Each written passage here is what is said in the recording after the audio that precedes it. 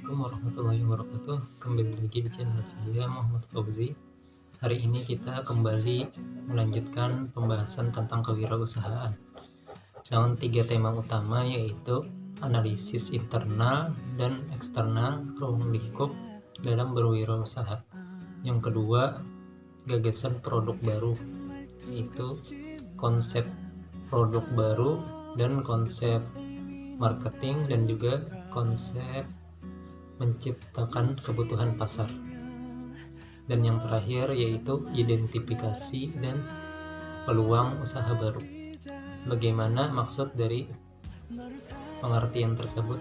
Mari simak video berikut ini. Kemajuan suatu organisasi ialah suatu tujuan yang penting dalam berorganisasi dan juga perusahaan. Berbagai strategi diorientasikan untuk kemajuan suatu organisasi ataupun perusahaan yang dilakukan oleh manajer dalam pengambilan keputusan. Di antara hal penting yang perlu dianalisis oleh manajer dalam sebelum mengambil keputusan ialah dengan meninjau atau menganalisis faktor lingkungan internal dan juga eksternal. Apa saja faktor internal yang perlu dianalisis sebelum pengambilan keputusan untuk kemajuan usaha? Pertama, faktor internal ialah faktor ruang lingkup yang berkaitan dalam organisasi saja, tidak jauh keluar dari suatu organisasi.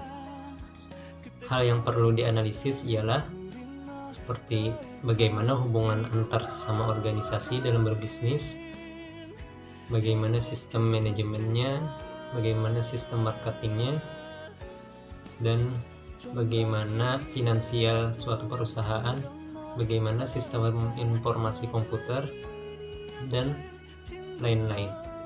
Yang perlu dianalisis dari beberapa hal tersebut ialah kelemahan dan kekuatannya, strength dan weakness.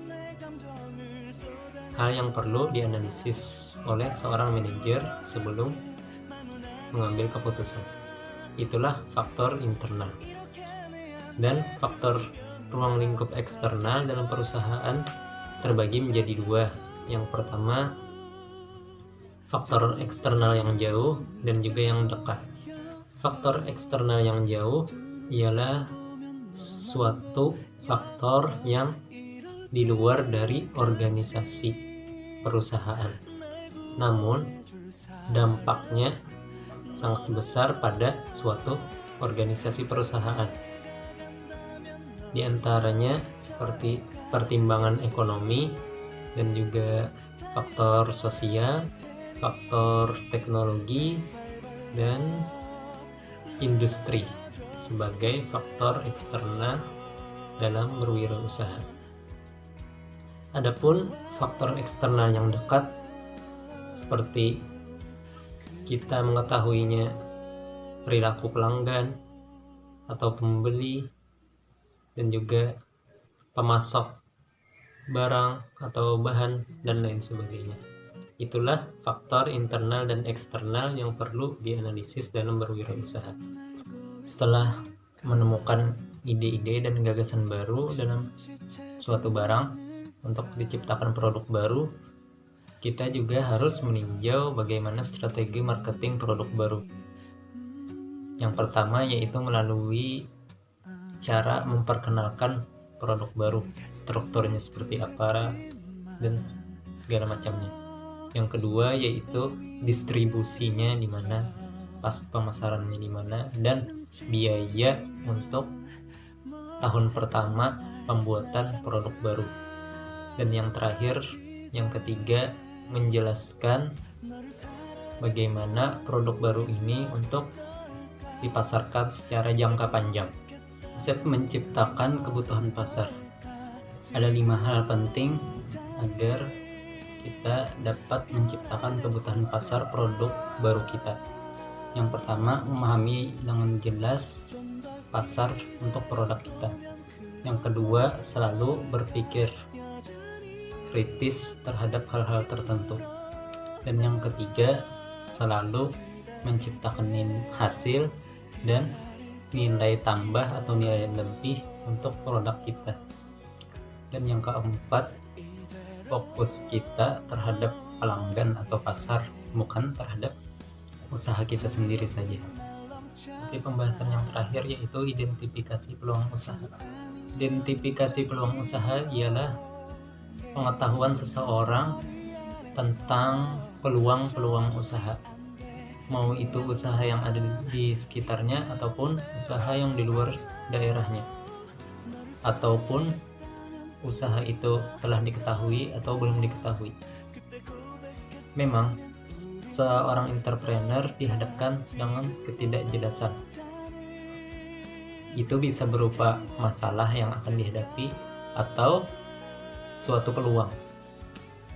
Dan peluang yang tidak ditindaklanjut karena tidak dapat mengidentifikasinya, maka ini akan menjadi sebuah masalah juga. Bagaimana cara kita mengidentifikasi peluang usaha? Yang pertama, saat kita membuat usaha, kita harus kerja keras, kerja cerdas, dan memiliki etos kerja yang tinggi dan komunikasi yang baik. Dan yang penting dalam membangun usaha baru, yang pertama ada baiknya dihadapkan dengan minat dan bakat yang dimiliki oleh seorang entrepreneur dan pengalaman pribadi yang bagus atau pengalaman pribadi orang lain yang sudah sukses dengan bidang yang sama, dan juga memikirkan berapa laba atau keuntungan yang akan didapat, dan juga waktu untuk melakukan usaha tersebut, dan juga modal utama untuk usaha tersebut. Itulah pembahasan kita hari ini. Insya Allah kita akan bertemu lagi di lain waktu. Wassalamualaikum warahmatullahi wabarakatuh.